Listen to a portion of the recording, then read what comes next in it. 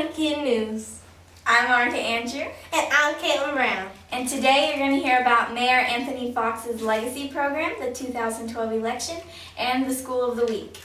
And you're going to hear about some festivals and free stuff. Don't forget to tune in to Carolina Kid News Sports.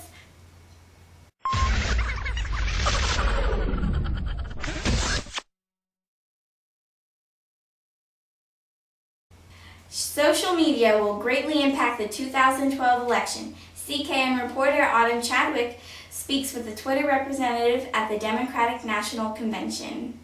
It is finally here, the DNC week here in Charlotte, North Carolina. I'm in front of the Charlotte Convention Center, and let's go take a look inside. Hi, I'm here with Elaine, who works for Twitter, and at the DNC there's going to be a lot of tweets, so she's just going to talk more about all what's happening with Twitter. Yeah, already we've seen over 6.5 million tweets about the DNC, and leading into tonight, we think President Obama's speech will also ignite a lot more of those, so we think it's going to be really interesting to watch what's happening on Twitter. How many, at the end of the DNC itself, how many do you think you'll get over? Well, we'll sit back and watch and see what happens tonight. At the end of the RNC, we had 4 million, so we've already surpassed that, so we'll see what happens tonight. Now, what's about this TV? I know it moves to different screens. Tell us more about all what's happening. Sure, we've been tracking a lot of data about what's happening on Twitter during the DNC. We did the same also for the RNC. So one of the things we're measuring is what we call the Twitter Political Index. So we're not just looking at numbers of tweets, but we're actually looking at the sentiment. So how positive or how negative are tweets about the two candidates. So we can see that tweets about Obama are 50, which is actually right about neutral, but he had a 25% increase yesterday, which suggests that perhaps President Clinton's speech last night really made people feel a bit more positive about president candidate Obama. And for Governor Romney, we can see his score is 10, which is a bit lower, but that's also been fluctuating as these conventions go on.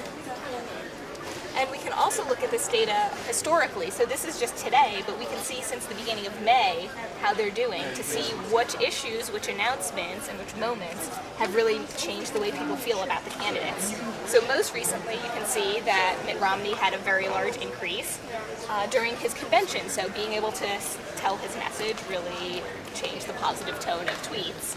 And looking back for President Obama, one of his biggest moments was when he announced his support for same-sex marriage in May. So we can see how, over time, people use Twitter to express how they're feeling about the candidates. And also change other people's opinions, definitely. Yeah, exactly. Now, what about during the convention? Do you have a poll for that? So yeah, we've actually been looking every night to see what the biggest moments have been on Twitter. So on Tuesday, that was the night Michelle Obama spoke. You can see that she inspired over 28,000 tweets per minute. So that's the highest peak we've seen throughout any of the conventions thus far. Comparing to last night when President Clinton spoke, he had around 22,000. So again, a great deal of conversation happening here, but so far Michelle Obama has been the highest. I would agree. Her speech was wonderful, I will admit. Now, what are your opinions on the whole Twitter thing? How do you control it all? Well, what's great about this data and what we're seeing on Twitter is how the users are really taking advantage of it. So whether it's folks back at home, undecided voters who are watching these speeches and voicing their opinions, or the way campaigns have been on Twitter spreading their message and interacting with the electorate has been really great. So guys, get on Twitter, tweet that, and hashtag DNC2012. I'm Autumn Chadwick signing off at the Democratic National Convention 2012 in front of the Charlotte Convention Center.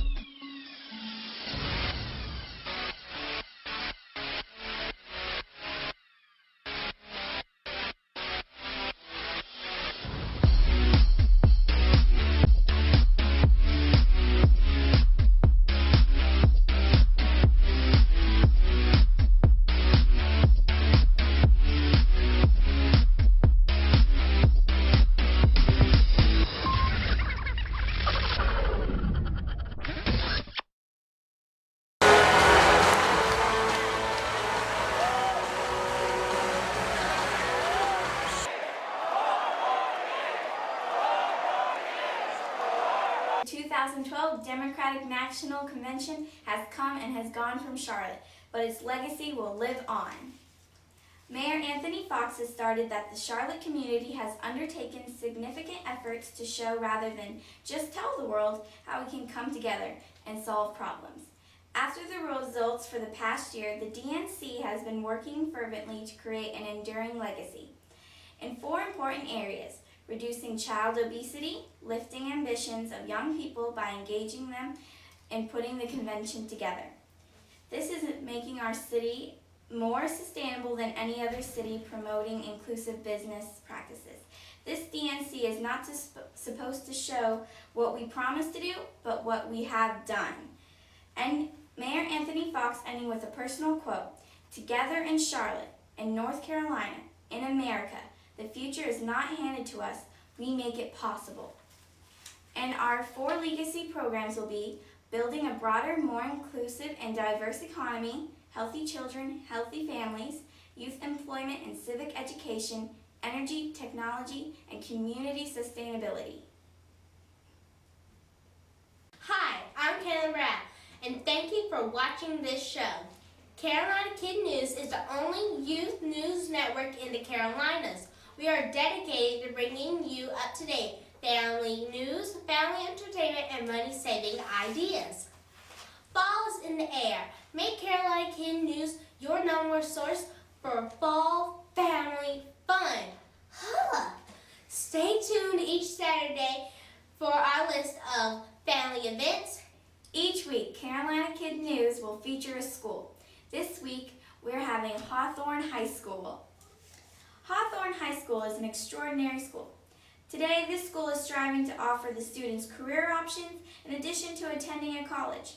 Their target is one big vision, that all students have academic potential, and when provided a nurturing and challenging academic environment, each can achieve success. This school believes in providing second chances for any person through their TAPS program. Hawthorne High School, CKN School of the Week. Today is the last day for the Cabarrus County Fair. For more information, go to www.cabarruscountyfair.com. Today is the only day for the Apple Festival. For more information on that, please go to LincolnCountyAppleFestival.com. Come out and meet and greet the Carolina Kid News team at the Southern Women's Show. It's free! That's right, absolutely free. Save that last dollar free. You're watching Carolina Kid News. Now here's a word from our sponsors.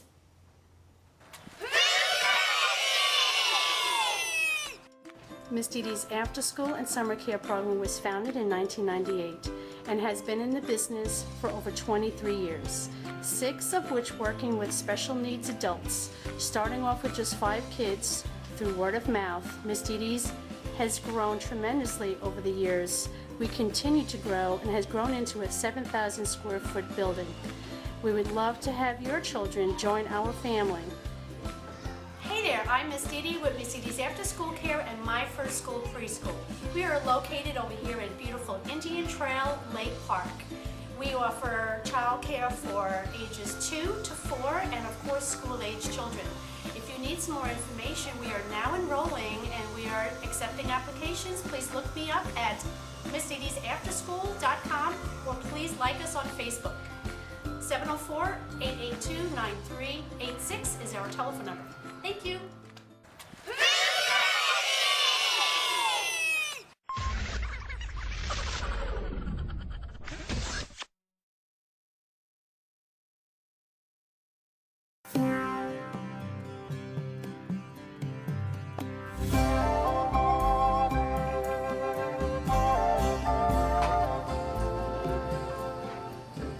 Okay. How old are you? 5, He's 5 years old. 45, Brock, read these numbers for me. 45,100. Okay, read this number for me. 176,756,000. 4,810. Read this number. 4,517. Okay. Read it. 456,676,010. Oh, just 5 years old. 510,750,001.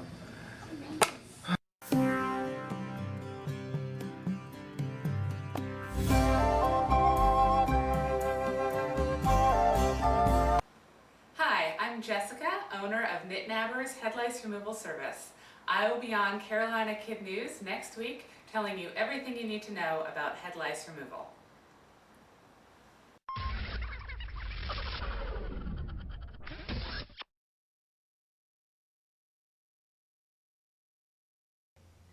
And now, what you've all been waiting for, the 48th Annual Festival in the Park. It will be on September 21st through the 24th, and you guessed it, at Freedom Park. Like us on Facebook. And like us on Facebook. Over 3,000 kids in North Carolina are waiting to be adopted. Contact the Children's Home Society to give a loving child a loving home. You're watching Carolina Kid News. Now here's a word from our sponsors. You ready for some football? Stay tuned for more CKN Sports. We need your game videos. Submit your videos to info@cknsports.com. Oh, we got that game. We got that game. Oh, we got that game. We got that game.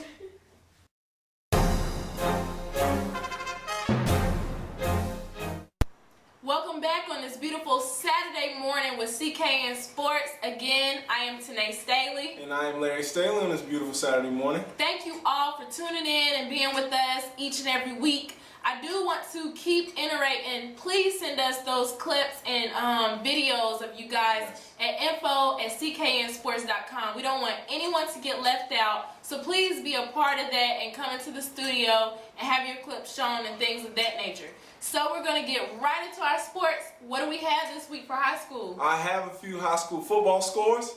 There were many, but I'll just give us a few scores from Friday and Saturday. Games we even played on Saturday. It rained a little bit, but the rain stopped just before kickoff. How lucky were we? Wow. So what are those scores?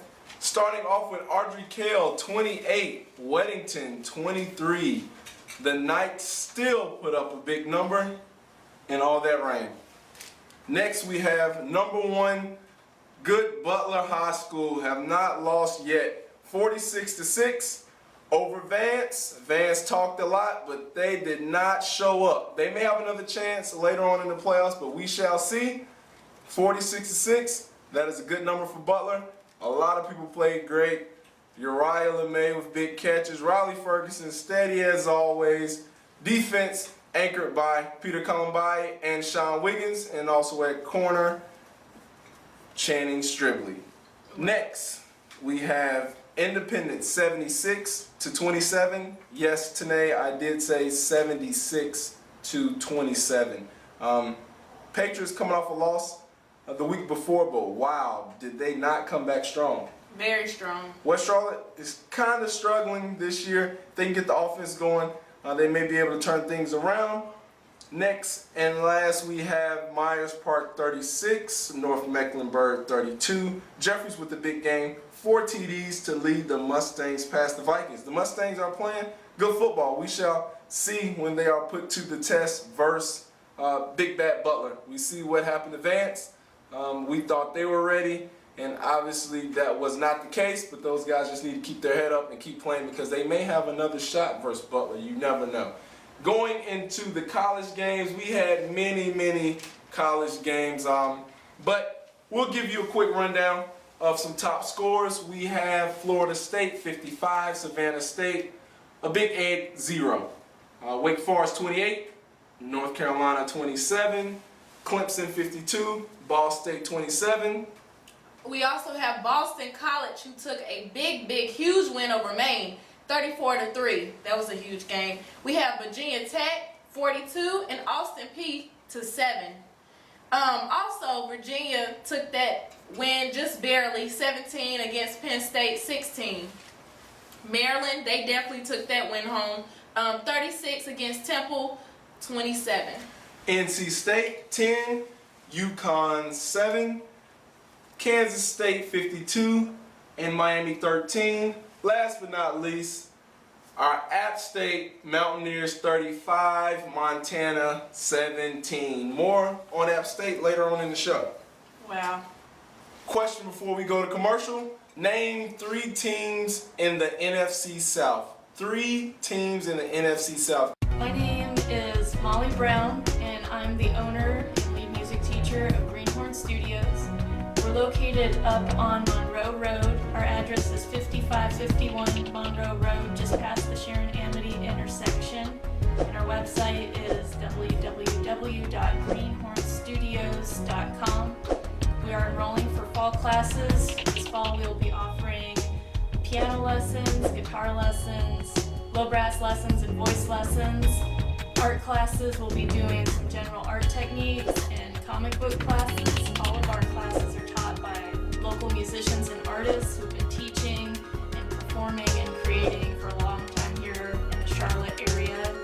Let's see, I've been teaching privately and publicly for over 6 years now. I have my master's degree in music performance and my bachelor's degree in music education. I've taught a whole lot of people how to read and play music. That's what I like to do.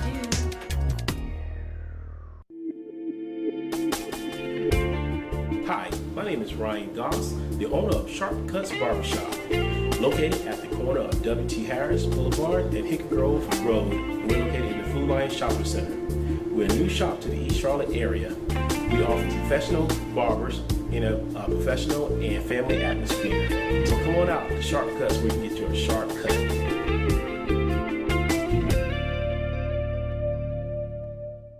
Welcome back to CKN Sports. We left you guys with a trivia question. Run that by us one more time, Larry. Name 3 teams in the NFC South. NFC South is our conference, by the way, which the Panthers play in. Okay.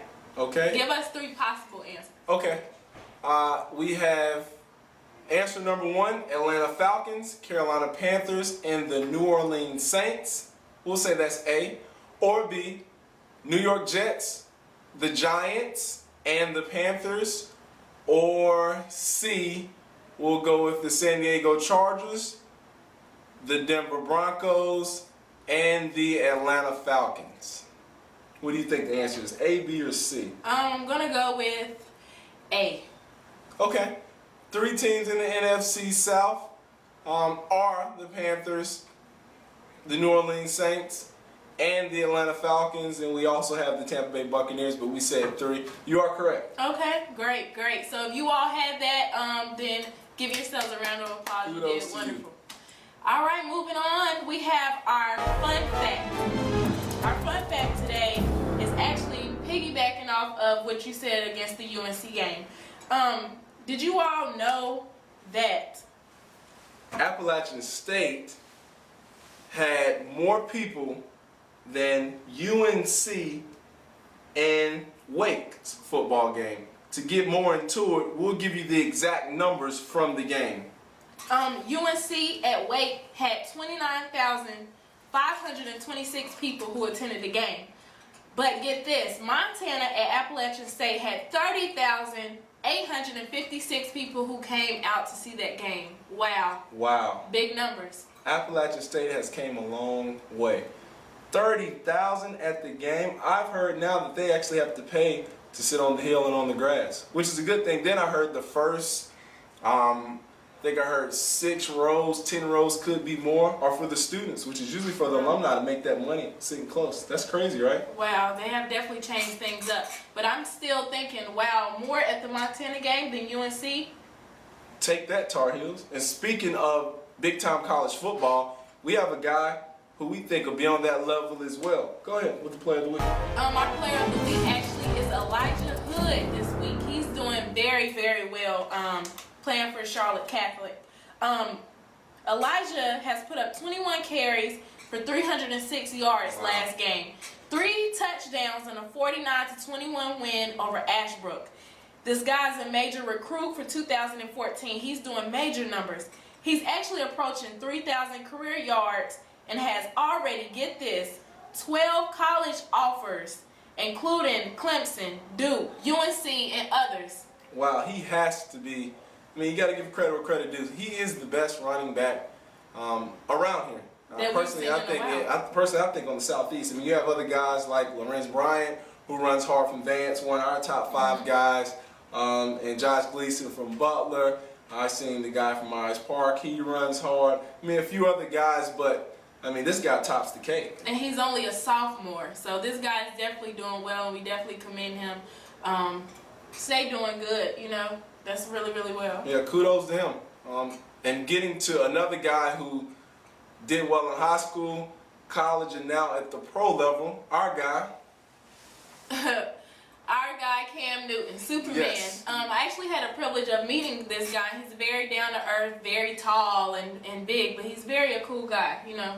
Yeah, well, really cool. Well, let's see how cool he is when we check out this clip. Some of you see him on the field on Sundays, doing the Superman, throwing touchdowns, jumping around here and there. But it's also good to see a little upbringing from high school, college, and to where he is now. Did you also know that he actually bagged Tim Tebow? He was Tim Tebow's backup in college at Florida before he transferred. Wow, and now they're both doing great. And I think personally Cam Newton's doing better than Tim Tebow, and Tim Tebow was starting in front of him in college. It's funny how things work out, right? Wow, that's crazy. Well, check out this clip and see for yourself just how good Cam Newton is. Hey, Tanae Staley here with CKN Sports, home of the Carolina Panthers, standing in front of Bank of America Stadium. Go Panthers!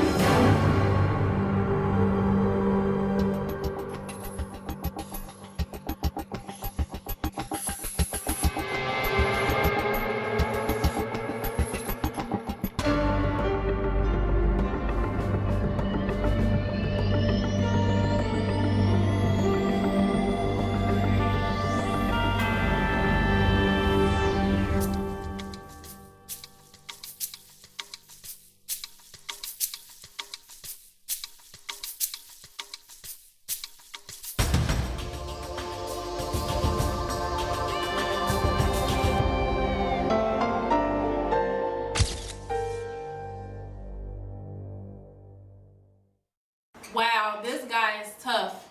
Crazy. Our Cam Newton, our very own Carolina Panthers, Cam Newton. I love it. Yeah, and I think he's the first big superstar icon that we had in the city. I mean, we had Grandmama, Larry Johnson. Taking it way back. Yes, Muggsy Bogues, Alonzo Mourning, and could have had Kobe if we would have drafted him. But that's a long story. I don't want to get Kobe fan over here. I'm LeBron James, so we're not going to get into that. We're not going to. Not on this episode. No, not on this episode. So we have the Saints coming into town this week. They're coming off a loss. You know, their coach is suspended with that whole ordeal. We're coming off a loss. We both need wins. It's a conference rival game. We need a win. Definitely. They need a win. We're coming off a loss. They're coming off a loss. We're at home. Who do you have winning the game? You know what? I'm going to go with our Carolina Panthers, and not only because I'm from Charlotte and here, but I do feel that the Carolina Panthers are doing well this year. Not only Cam is he's stepping up and he's doing well and he's hitting that gym hard and that field hard, but our other players have, you know, really stepped up and are doing well. Our defense is playing great. We played great last game. Usually it was reversed last year, but the defense, we can't We can't knock them. We just couldn't score. I think if we get our running game going a little better, hopefully Jay Stu comes back this week and the defense continues to play great, and then we can put some passes in the air to Smitty, LaFell, and the other guys, and Olsen, and get some scores going. Definitely. All right, well, since you seem to be on your sports thing today, I'm going to throw a few quick questions, rapid fire out to you. Let's see how you do. Name the starting quarterback for the Philadelphia Eagles. I don't know. Michael Vick. Oh. Okay.